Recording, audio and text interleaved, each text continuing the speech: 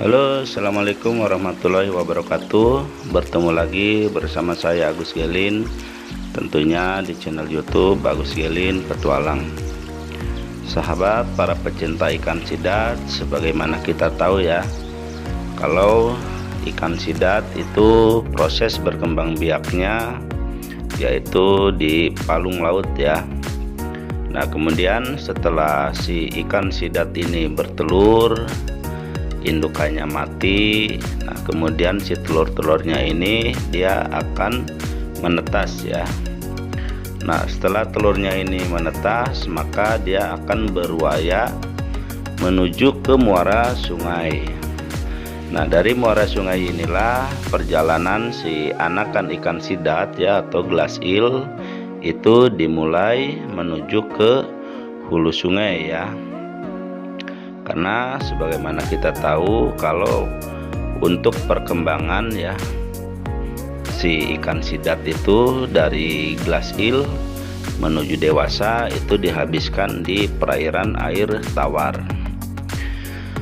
Nah, di beberapa video yang lalu kita sudah membahas ya tentang migrasi ikan sidat. Nah, cuman banyak pertanyaan dari rekan-rekan semua, Bang, kok bisa ikan sidat berpindah tempat ke hulu sungai, kan tempatnya jauh dari laut ya. Nah, di video kali ini kita akan coba bahas ya, kita akan coba jelaskan bagaimana sih proses perpindahan ya anakan ikan sidat dari muara sungai menuju ke hulu sungai di pegunungan. Jadi proses perpindahannya ini ya untuk anakan ikan sidat atau glass eel itu dimulai dari tahapan glass eel. Jadi posisinya masih kecil ya, mungkin sebesar lidi, dan si warna ikan sidat ini itu rata-rata kebanyakan masih transparan ya, jadi sulit terlihat karena posisinya masih kecil. Nah, seperti ada di video ini, jadi mereka cara berpindah tempat ya melalui curam batu ya, melalui celah-celah batu seperti ini.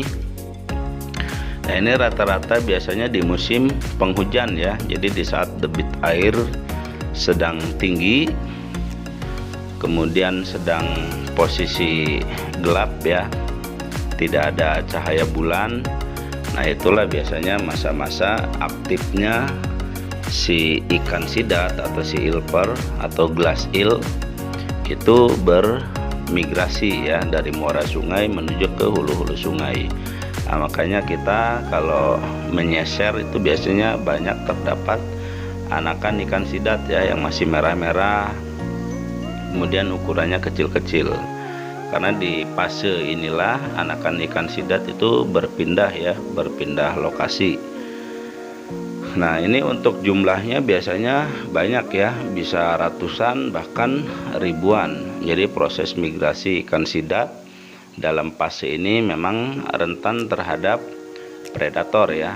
Bisa saja dimakan sama ikan-ikan predator yang lain, kemudian dimakan sama kepiting, ular, atau bahkan yang lebih bahaya lagi, predatornya ya kita sendiri ya sebagai predator utama nih, manusia. Apalagi di masa eel glass ini atau di masa ilver ini, itu adalah proses pemburuan untuk pembudidaya ikan sidat ya. Jadi biasanya mereka berburu anakan ikan sidat atau glass eel itu di fase-fase seperti ini. Karena di fase glass eel atau eel glass itu kan mereka banyak ya berkoloni, berpindah tempat. Jadi kalau pas waktunya ya, tepat waktunya, maka dalam 1 jam aja itu bisa dapat ribuan ekor.